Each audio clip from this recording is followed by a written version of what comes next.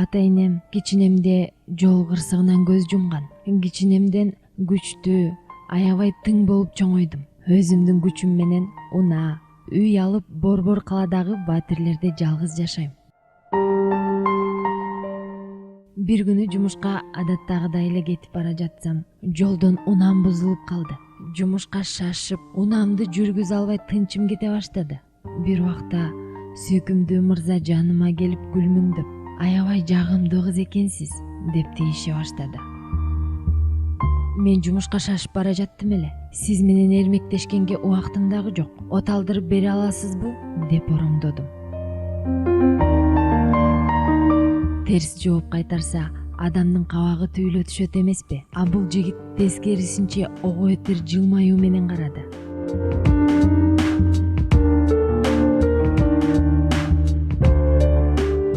Ошол күндөн тарта экөөбүз жолугуп, сейилдеп, ар бир күндөн жакшы бир көз ирмемдер кала баштады.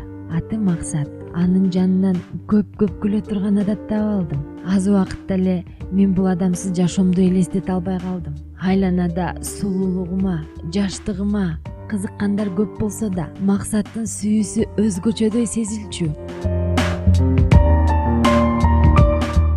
Акыркы күндөрү аны үйгө чакыра берчү болдум. Бирок экөөбүздүн ортобузда жакын мамиле болгон эмес, таза гана аруу махабат.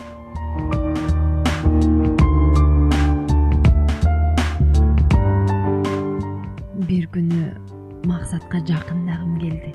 Балким жаратылыштын мыйзамыдыр. Ошентип ал күнү өзгөчө сезимдерди башымдан өткөрдүм. Ушул күндөн тарта Максат экөөбүз чогуу жашап баштадык.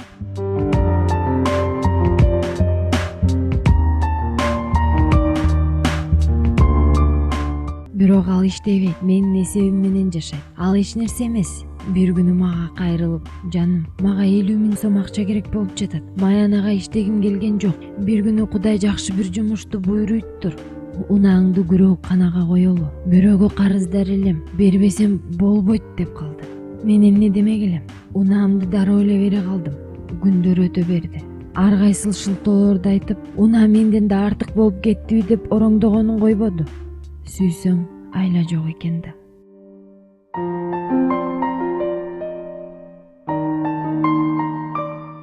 Бир күнү, жаным, үйдү күрөөканага кое туралычы. Сен мага ишенчи. Мен кыйналып турам. Башыбыз аман болсо баары табылат. Мен сени бактылуу кылам деп акыры мени көндүрдү. Бирок ошол боюнча кайрылып келген жок.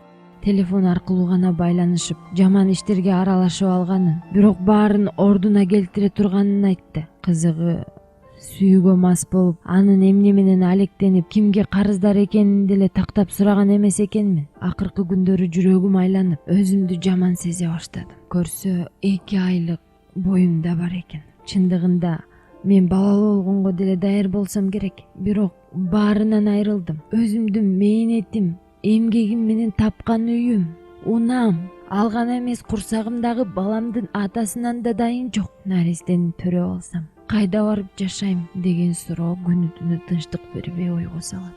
Бирок баары бир ал адамдан үмүтүмдү үзө албай келем.